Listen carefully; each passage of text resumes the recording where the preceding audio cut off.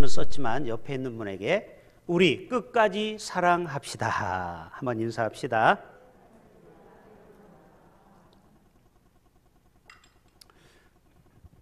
우리 가정에서도 직장에서도 이 땅에서 여러분에게 한번 물어볼게요. 끝까지 사랑하는 게 쉬워요? 어려워요? 어렵죠. 처음에는 다 이렇게 좋게 되다가 마지막까지 끝까지 사랑의 관계로 남기가 쉽지는 않습니다. 그러나 예수님은 세상에 있는 자기 사람들을 자기를 팔아먹을 심지어 가룟 유다까지도 오늘 발을 씻어주는 내용이 나오거든요. 예외 없이 12명을 다. 이게 바로 예수님은 끝까지 마지막까지 십자가에서 보여주셨던 끝까지 사랑을 실천하신 것입니다. 여러분, 사랑의 유효기간은 몇 년입니까? 한번 대답해 보세요. 여러분의 사랑의 유효기간은 몇 년 정도 됩니까? 어떤 사람은 오래 못 가는 사람이 있고 어떤 사람은 평생 가는 사람이 있어요. 친구도요. 많은 친구를 두는 사람도 있지만 몇 사람을 두는데 목숨 걸 수 있는 마지막까지 사랑하는 친구들이 있어요. 그렇죠? 어떤 때 알면 되느냐? 내가 정말 어려울 때, 위기를 당할 때 나를 위로해 줄 수 있는 친구가 여러분 몇 명이나 됩니까? 그 친구들은 끝까지 나를 지지해 주고 응원해 주는 친구예요. 여러분, 이런 진국 같은 친구들이 많이 있어야 돼요. 예수님은 12 제자들과 유월절 만찬을 나누시며 제자들의 발을 차례로 씻겨 주셨습니다. 자, 요거를 한번 그림을 한번 보여드릴게요. 총 몇 명이죠? 예수님 포함해서 13명이 되겠죠. 자, 그 중에 가룟 유다는 어디 숨어 있어요? 상상해 보세요. 저 왼쪽 뒤에 숨어 있어요. 아마 제가 볼 때는 가룟 유다가 아닌가. 왜? 좀 있으면 예수를 팔아야 되니까 얼마나 얼굴 보기가 좀 민망스러울까요?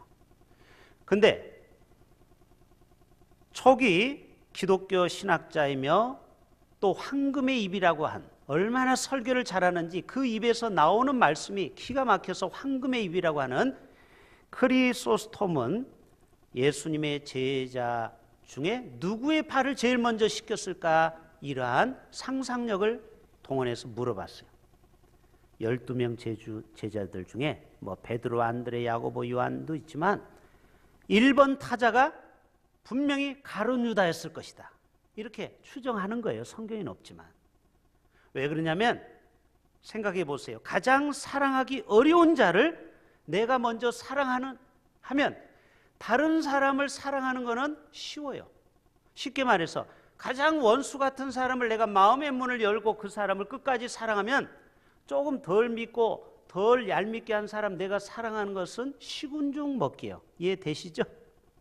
그래서 가룟 유다를 제일 먼저 발을 씻겨주지 않았을까?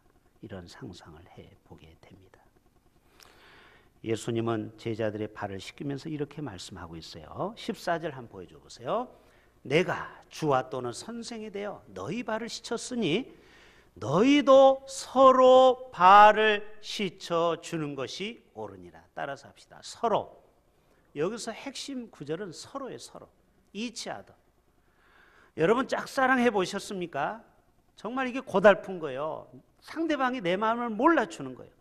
사랑도 서로 사랑해야 됩니다. 가족 중에서도 한 사람만 희생하고 헌신하면요 그 사람이 지쳐요. 그렇죠? 서로가 섬겨주고 서로가 사랑할 때 힘이 나는 것입니다. 34절을 여러분 집에 가서 읽어보면 오늘 본문에 새 계명을 너희에게 주노니 서로 사랑하라. 내가 너희를 사랑한 것 같이 너희도 서로 사랑하라. 예수님이 우리를 얼마나 사랑하십니까? 하나님이 독생자를 주면서까지 사랑하셨죠. 그 사랑을 여러분이 이제 이웃들에게, 가족들에게 보여줄 수 있기를 축복합니다. 사랑을 받지만 말고 이제는 서로 사랑하라는 거예요. 베풀라라는 거예요. 자기 사람들을 사랑하시되 끝까지 사랑하시는 주님. 이게 오늘 핵심 구절입니다. 1절이 유월절 전에 예수께서 자기가 세상을 떠나 아버지께로 돌아가실 때까지 이런 줄 아시고 세상에 있는 자기 사람들을 사랑하시되 끝까지 사랑하신다. 이거를 좀 적용해 볼까요? 우리 교회 한 번 등록한 태신자들 많이 있죠?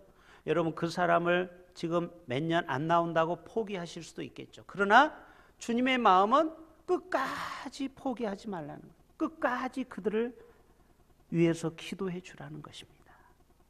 목자와 부목자들 또 우리 교육자들이 들어야 될 메시지예요. 특별히 지도자들은 자기의 양떼들 자기에게 맡겨준 그들을 끝까지 포기하지 말고 기도해 주라는 것입니다. 하나님의 때가 되면 언젠가는 돌아오겠죠.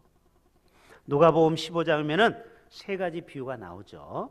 먼저 100마리 양이 있는데 한 마리가 집을 떠났어요. 그러나 이 목자는 그 잃어버린 99마리를 두고 한 마리를 찾고 끝까지 포기하잖아요. 결국 찾았죠. 또 10드라크마가 있는데 한 드라크마를 잃어버렸죠. 근데 이 사람이 포기한 게 아니죠. 그것을 쓸고 닦아서 결국은 한 드라크마를 찾아냅니다. 그리고 두 아들이 있었죠. 한 아들은 집에서 정말 아버지에게 순종하는 아들이에요. 근데 이 둘째는 삐딱해가지고 유산을 반을 뚝 잘라서 외국에 가서 도박으로 다 탕진해 버렸어요. 돼지가 먹는 주염 열매를.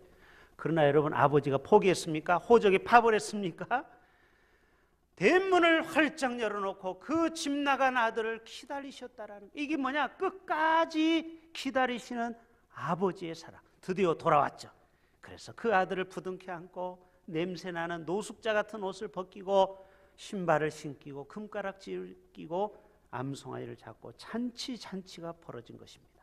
여러분 누가복음 15장에서 세 가지 공통점이 뭐예요? 끝까지 찾으시는 하나님, 포기하지 아니하고 우리를 끝까지 사랑하시는 하나님. 오늘도 그 하나님을 여러분 만나실 수 있기를 바랍니다. 예수님은요 자발적으로 이 제자들이 발을 씻긴 거예요. 제자들이 스승님 우리들 발 닦아주세요 이런 적이 없어요. 자기가 스스로 자원해서 이렇게 유월절 첫날 이제 자기가 십자가에 죽기 전에 마지막 퍼포먼스를 보여주면서 너희도 내가 본을 보였느니 이와 같이 하라는 것입니다. 이와 같이 하라. 자 14절 보여줬죠. 15절 한번 보여줘 보세요. 내가 너희에게 행한 것 같이 너희도 행하게 하려 하여 내가 뭐를? 지금 본을 보이신 거예요. 너희도 이와 같이 하라. 16절에 17절에 너희가 이것을 알고 행하면 뭐가 있어요? 따라서 합시다. 섬기는 자가 복이 있습니다. 제자들의 발을 씻긴 자가 복이 있다는 거예요. 약한 자를 돌보는 자가 복이 있다는 거예요. 하나님 나라는요 강자가 약자를 돌보는 거예요. 상사가 아랫사람을 섬기는 거예요. 이게 바로 하나님 나라의 법칙이에요. 여러분 만왕의 왕이신 예수님이 그 부족한 제자들의 발을 닦은 것처럼 너희도 이와 같이 하라는 거예요. 그래서 여러분 부모가 어린 자녀들을 섬기는 것 아닙니까? 이 자녀들이 커서 나중에 그 은혜를 갚는 거죠. 저는 언제부터인가 교인들이 목사님이 여기 앉으세요 여기 앉으세요 항상 상석에 좋은 자리에 앉다 보니까 이게 당연한 것으로 알고 습관이 될 때가 있어요.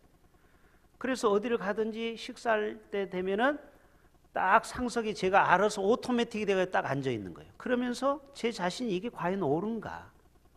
예수님은 제자들의 발을 닦았는데 하면서 저도 이 설교를 준비하면서 제가 한 가지 결심한 게 있어요. 내가 어디를 가든지 이제는 저 바람 나는 끝에 앉아야 되겠다. 이게 성경적이다. 식사를 하고 가더라도요 아내하고 저희 자녀들은 반대편에 앉는데 제가 항상 이렇게 안쪽에 앉는 게 아직 제가 습관이 됐어요. 근데 어느 날 테이블에 중국집에 가봤는데 어떤 남자는 자기가 저 바깥쪽에 앉고 아내와 자녀를 안쪽에 안전한 것에 이렇게 딱 앉히더라. 아 그렇구나. 가정에서는 파워가 있지만 연약한 아내와 자녀를 먼저 안전한 곳에 바람이 덜 들어온 곳에 사람들이 자꾸 지나다니다가 부딪히지 않는 장소에 앉히는 것이 이게 리더구나. 이게 예수님이 원하는 섬김이구나. 저도 이런 반성을 해보게 되었습니다. 예수님은 자신을 배신할 가룟 유다를 끝까지 포기하지 않냐고 사랑했어요. 저 같으면은요, 가룟 유다 발을 닦을 때 좀 꼬집어졌을지도 몰라요. 이거 이놈의 새끼, 네가 나를 배신해. 그리고 옆에 송곳이 있으면 막 찌르고 싶었을 거예요. 그렇잖아요. 좀 있으면 이놈이 팔 건데. 그런데도 성경에 보면 예수님이 가룟 유다에 대해서 한 말씀도 안 하시고 12명의 제자와 함께 똑같이 사랑을 12분의 1로 줍니다. 그렇죠? 차별하지 않아요. 가룟 유다라고 해서 예수님이 차별하지 않아요. 이게 뭐냐? 바로 끝까지 사랑하는 주님의 모습이에요. 손양원 목사님 아시죠? 동인이 동신이를 죽인 그 원수 덩어리 알잖아요. 그래도 그 원수를 자기가 경찰서에 가서 꺼내오잖아요. 그리고 자기 아들로 등록을 시키잖아요. 입양한 거 아시죠? 이게 뭐냐? 끝까지 원수까지 사랑했던 모습. 결국 이분이 감동받아서 목사가 됐어요. 안재선 목사님이라고. 지금은 돌아가셨어요. 또 그 아들이 목사가 됐습니다. 지금도 손양원 목사님 기념관에서 이 일을 하고 있어요. 그러니까 이게 뭐예요? 사랑이 대물림이 돼서 지금도 그 손양원 목사님 양아버지를 기억하고 그 아들 손자까지도 그 어르신을 추모하고 있어요. 이게 바로 사랑의 위대한 점이죠. 여러분에게 물어볼게요. 부부가 결혼하잖아요. 네. 우리 교회 전도사님도 10월 달에 결혼합니다. 올해. 그런데 결혼하면은 얼마나 갈까요? 신혼기기가 보통 몇 년이라고 그래요? 3년이라고 그래요. 근데 부부 상담학에서 제가 이번에 서울 세미나에 갔다 왔는데 그분이 그 얘기를 하는 거예요. 사람은 호르몬 분비로 사랑하는 겁니다. 첫 그 전기가 오는 게 호르몬 분비로 인해서 뇌수체에서 이게 호르몬이 분비가 되면 사람이 콩깍지가 끼우는 거예요. 그러지 않으면 결혼을 못 해요. 그 유효기간이 딱 900일이랍니다. 신기하지 않아요? 이건 심리적으로 증명이 된 거예요. 딱 900일이래요. 그러면 이게 뭐예요? 대략 3년이에요. 그래서 신혼이 3년이라는 거예요. 박 전사님, 3년 이후를 조심하세요. 3년은 무조건 좋은 거예요. 왜? 호르몬이 막 분비가 되니까. 그 3년 이후 900일이 지난 거는 정서적 사랑으로 사는 거랍니다. 50년, 60년, 100년 해로할 때까지는 찌릿찌릿하는 게 없어요. 나머지는 뭐냐? 친구처럼 정서적인 우대 관계를 갖고 살아간다라는 거예요. 제가 이번에 강의 든 거 몇 가지를 소개할게요. 너무 귀한 강의라서. 수잔 존슨의 좋은 부부관계의 대화법 7가지 보여줘 보세요. 이것은요, 인간관계도 적용이 돼요. 또 부모와 자녀 간의 관계도 적용이 됩니다. 이게 꼭 부부만이 아니에요. 우리가 살아가는 동안 끝까지 좋은 관계를 유지하려면요, 7가지 대화법을 기억하세요. 첫째 1대화법은 파악하기예요. 상대방이 왜 나에게 화를 내는지, 왜 나를 공격하는지 이거를 파악하셔야 돼요. 어떤 사람은 소극적인 사람은 회피해요. 문을 닫고 들어가요. 그러다 보면 어때요? 냉담해져요. 그러면 관계가 멀어져요. 이게 첫 출발이 잘못되는 거예요. 두 번째 대화법은요, 뿌리 찾기예요. 원래 어렸을 때 받은 상처가요, 평생 간다고 합니다. 이것을 어떤 우연한 기회에서 이것을 치유를 받으셔야 돼요. 이게 치유가 안 되면은요, 이 상처가 그대로 부부에게 투영이 됩니다. 아버지를 원망했던, 아버지를 미워하는 사람은요, 결혼해서 남편이 아버지로 투영이 되는 거예요. 그래서 남편하고 자꾸 부딪히는 거예요. 세 번째 대화법은요, 또 엄마하고 사이가 안 좋은 아들은 또 아내를 엄마로 투영해서 또 아내하고 관계가 안 좋아질 수 있어요. 3대화법은요, 돌아가기요. 옛날에 첫사랑으로 돌아가는. 4대화법은요, 수용하는 거예요. 상대방이 애착 욕구가 있을 수 있어요. 자꾸 손잡아 주기를 원하는 또 남자가 있죠. 그러면은 그것을 이해를 해줘야 돼요. 5대화법은 용서하기. 상대방이 주었던 상처를 우리는 십자가의 사랑으로 용서해 줘야 돼요. 그리고 6대화법은 사랑으로 자꾸 만져주고 위로해주고, 마지막 7대화법은 서로 이 사랑이 유지될 수 있도록 노력을 해야 돼요. 노력해야 사랑은 유지되는 겁니다. 끝까지 사랑은 그냥 저절로 되는 게 아니에요. 서로가 노력해야 우리의 사랑이 오래 가는 것입니다. 그래서 정서 중심적 부부가 되기 위해서는요, 이렇게 서로 이해를 하면은요, 나중에 부부가 대화가 깊어지고 공감이 깊어지면요, 몇 가지 좋은 점이 있는데, 서로가 갈등이 해소되면요, 사랑의 엔돌핀이 솟아서 평균 수명이 올라간답니다. 여러분, 부부 관계가 좋은 사람은요, 그렇지 않은 사람보다 수명이 올라가요. 그리고 자녀들이 그것을 보고 배우기 때문에 DNA가 흘러간다라는 거예요.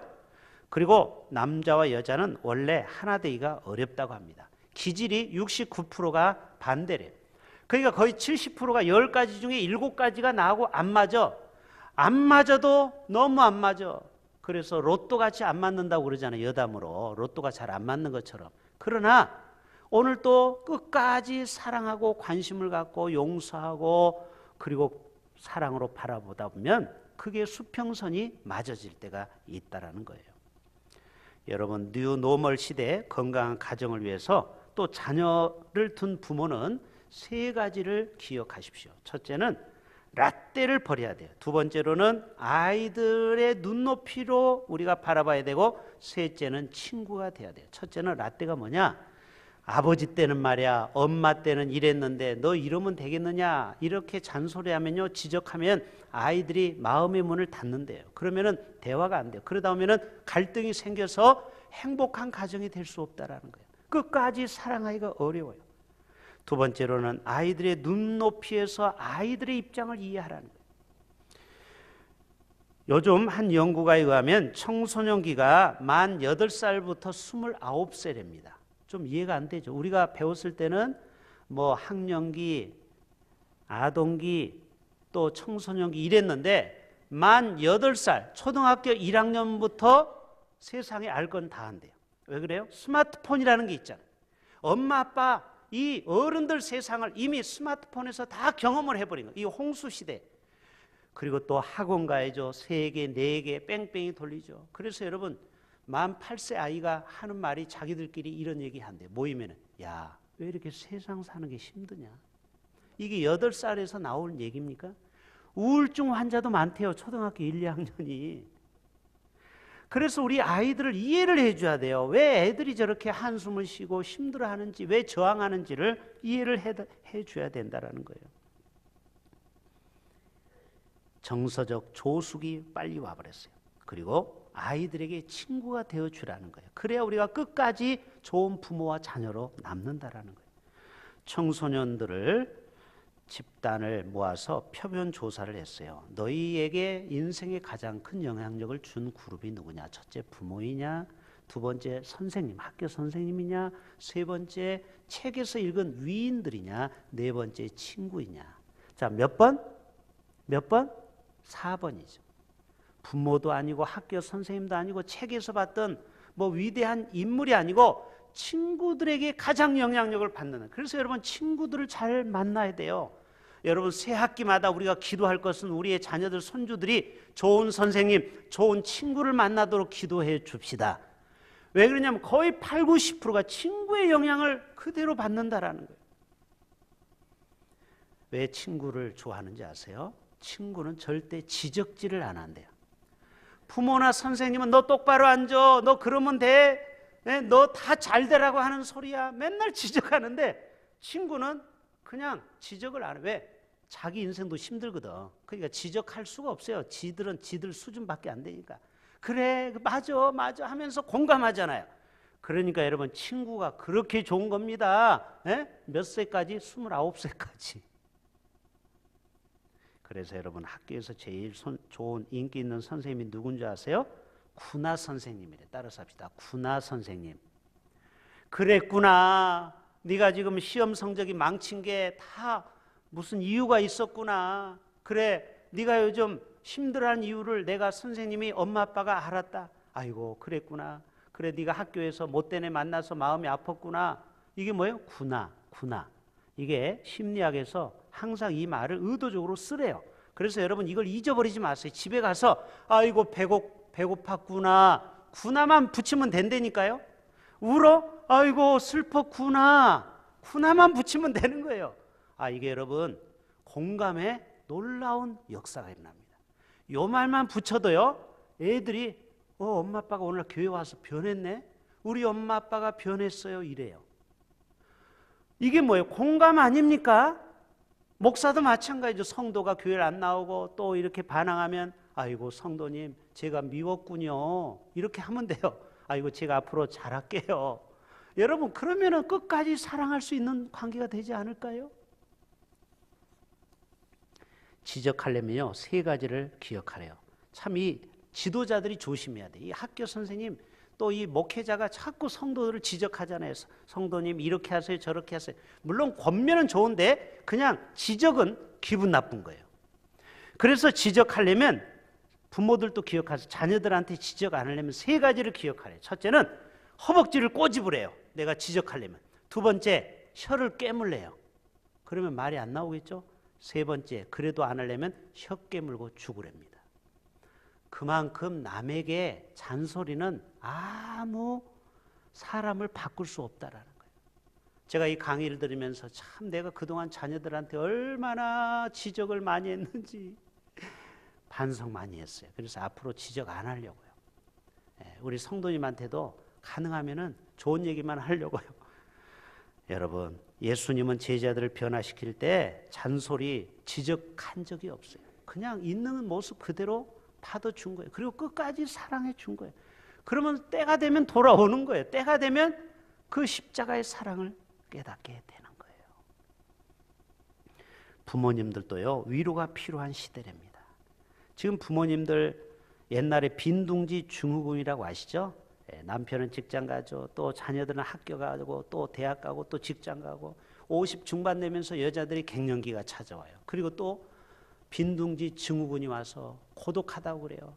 커피 마시면서 왜 이렇게 인생이 쓰냐? 커피가 쓴지도 모르고. 근데 이게 지금은 바뀌었답니다. 빈둥지 증후군이 아니고 찬둥지 증후군이라고 그래요. 무슨 말인지 아세요? 찬둥지. 자녀들이 결혼을 늦게 하는 거예요. 그리고 어려우니까 집을 못 가니까 엄마 아빠하고 캥거루처럼 계속 붙어 사는 거예요.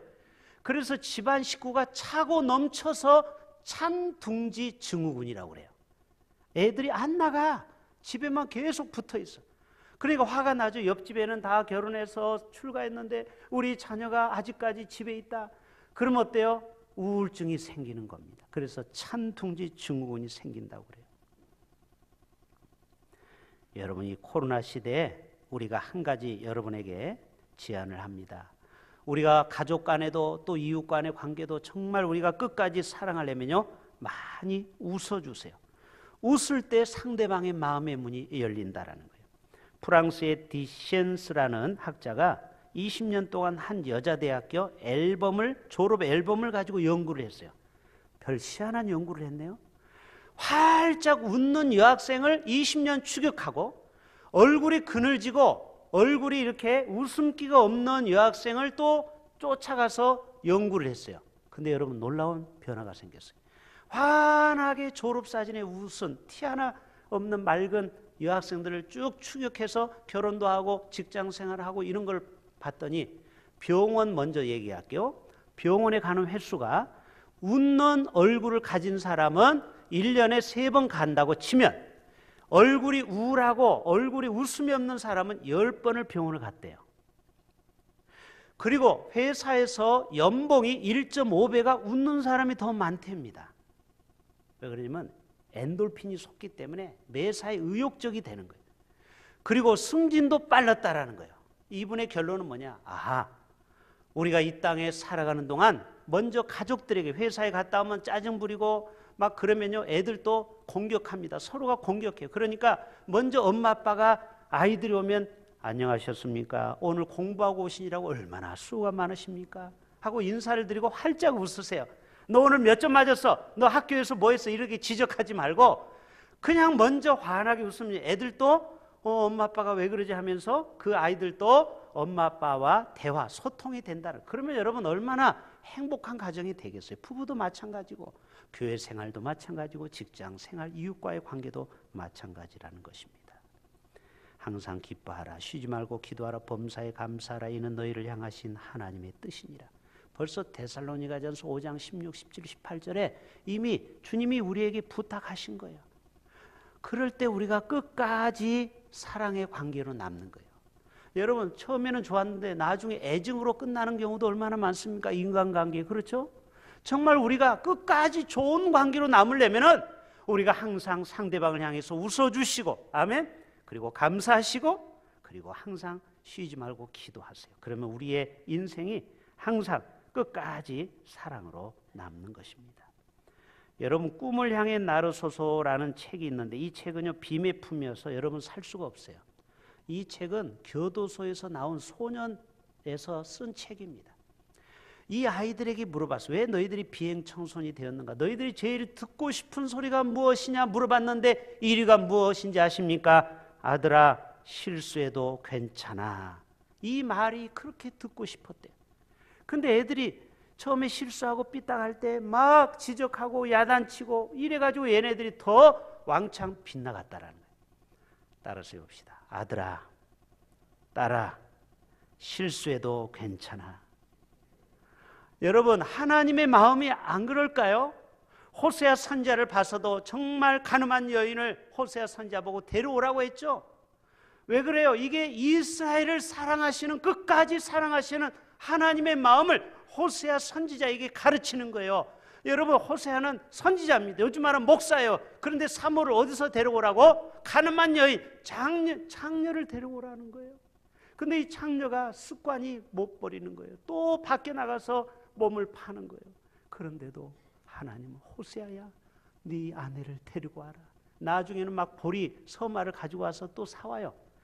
이 퍼포먼스를 왜 보여주시는 거예요? 바로 너희는 가늠한 이스라엘이라는, 하나님을 떠난 인생들이라. 그러나 하나님은 뭐예요? 그럼에도 불구하고 나는 너희를 끝까지 사랑한다. 아멘. 그러니까 여러분, 우리 인생에, 우리 주위에 실수하고 연약한 자를 향해서 우리는 절대 정죄하면 안 됩니다. 내가 십자가에서 죽으면요 용서 못할 사람이 없어요. 자식 화 난다고 해서 뚜껑 열릴 일이 없어요. 자, 마지막 이 사진 보여주고 마칩시다. 내가 십자가에서 죽어야 돼. 그리고 누가 살아야 돼요? 예수님이 내 안에 살아계셔. 그러면요 절대 우리는 사람을 정죄하지 않고, 그리고 우리는 끝까지 사랑할 수 있어요. 사람을. 할렐루야. 우리 인간관계가 왜 어렵고 힘듭니까? 이게 바로 내가 살아있기 때문에, 내 안에 예수가 없기 때문에 그래요.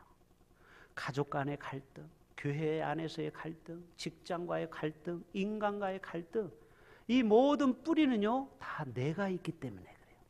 오늘 이 시간 나는 죽고 사순절 기간을 통해서 예수님만 산다면 우리 인생에 있어서 불행은 끝나고 행복만 계속되고, 그리고 우리가 끝까지 사랑하는 관계가 된다면 우리가 이 땅에서 행복한 남자, 행복한 여자, 행복한 성도가 될 줄로 믿습니다.